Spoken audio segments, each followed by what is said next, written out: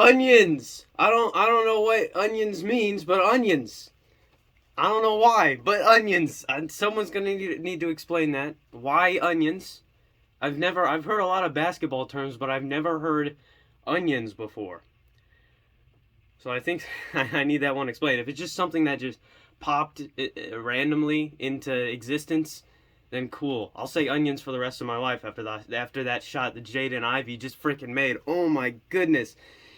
And the thing that makes it even more crazier is that's the same shot from the same spot that he missed against IU to win us that game. So you know that he has been practicing that shot.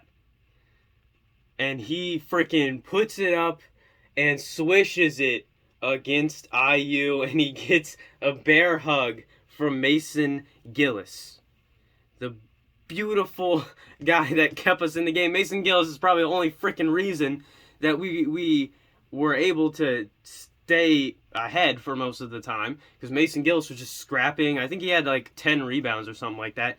He was just scrapping for every single rebound he could get. It was peak Mason Gillis basketball when he was getting EJ Liddell to lose his cool, because you could see EJ Liddell was not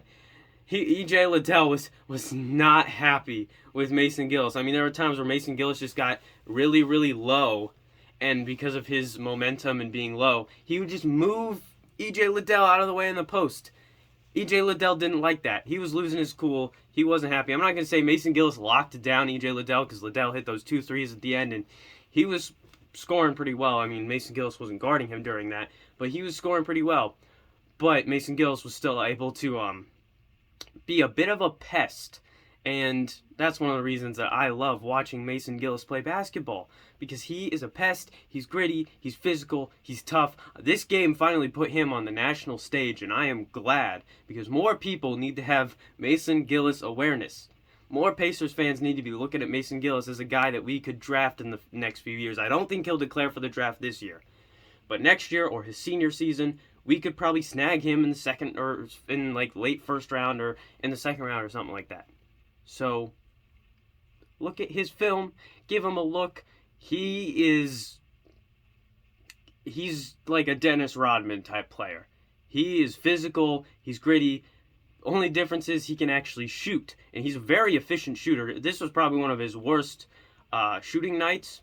He shot like 45% from the field, and this is one of his worst shooting nights. So that's very telling of how good he's been this year. And he's just been he was great on defense today, and getting boards and stuff like that. Zach Edey played very well. He's just too big. Trevion Williams played very well. Didn't get super big numbers, but he still played very well. He had an impact. Eric Hunter Jr., he found his rhythm again. He was hitting threes. He was passing the ball well. He was moving it well. He's playing decent defense. He played very well. Sasha Stefanovic in the first half played very well, but in the second half cooled off and almost cost us the game with that pass to Isaiah Thompson. When I thought it was on his right side. I saw Eric Hunter Jr. or Jaden Ivey or somebody had a better look over there, but for whatever reason he gave it to Isaiah Thompson. Probably because Isaiah Thompson was right there. He thought he could just hand it off. Maybe even Painter told him, get it to Isaiah Thompson. Who knows? But Isaiah Thompson had not a good game statistically, but I feel like handling the ball and stuff like that, he was just fine. Caleb Furst was okay.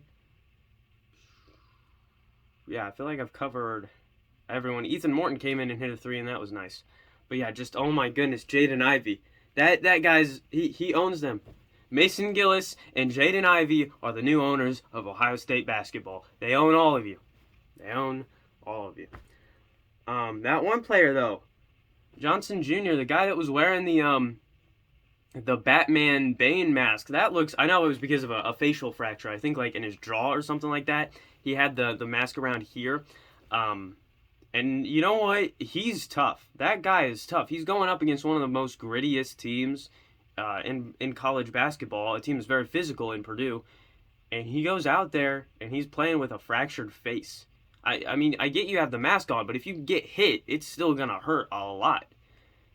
And he wasn't soft. He was on the floor trying to grab the ball. Like, he was physical. That guy, all credit to him. He's gritty. He's tough. He's a freaking beast.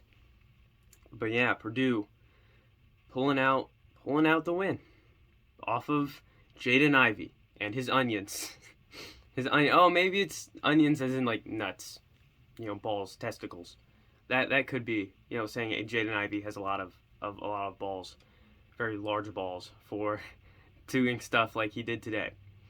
I was scared for Jaden Ivey there because I thought he was going to get re-injured because there were times where he was going up and getting hammered to the ground and wasn't getting any calls, which is surprising for the guy that I've heard people call the golden boy of the refs. And I saw Ohio State fans complaining about the refs like E.J. Liddell when he takes his arms and hits Mason Gillis in the shoulders like that, that's a foul. When you are pushing off Zach Edey like this, that is a foul. When you're pushing off of Trevion Williams like this while he's shooting his hook shot, that is a foul.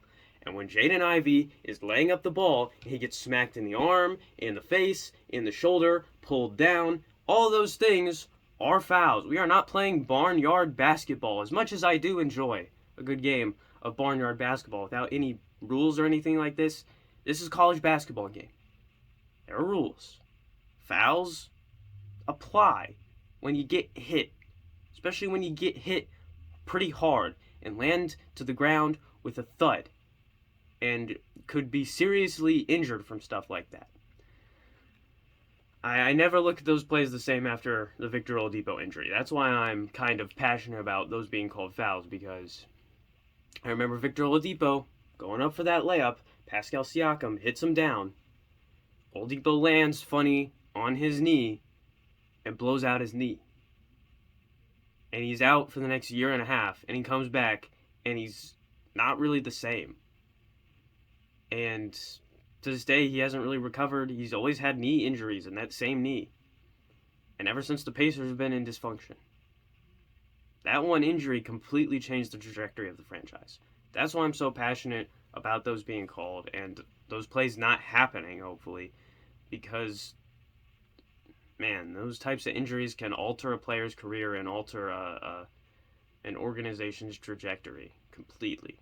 Whether it's college sports, high school sports, professional sports, whatever. Those types of injuries always have a huge impact. And those types of plays should always be called fouls, in my opinion, because you should discourage from people throwing other people to the ground. Because it can result in just bad things that shouldn't happen. But Jaden Ivey, he's got the onions. He's got the onions. Freaking goes in the corner. Take a picture of that jump shot. It's so sweet. It is so sweet. It is so sweet. Ohio State, goodbye. Go back to Columbus. We don't care that you beat us in football this year. You're a football school. Stick to it. We just kicked your butts. Goodbye. See you guys next time. As always, I'm not funny. And Purdue, I know I say, win no matter what. I don't care if you win by refs. I don't care if you win by 1 point. I don't care if you win by 100 points. I don't care how we win. I just want us to win. But still, you gotta have a bit more killer instinct in the last 5 minutes of the basketball game. But I'm not gonna harp on it too much because we won. See you guys next time. Just got unlucky on a few plays tonight. One of those plays, I thought he was standing still, but he just hit the shit out of that one guy, and the guy went flying. They blew the whistle, and they called it on him.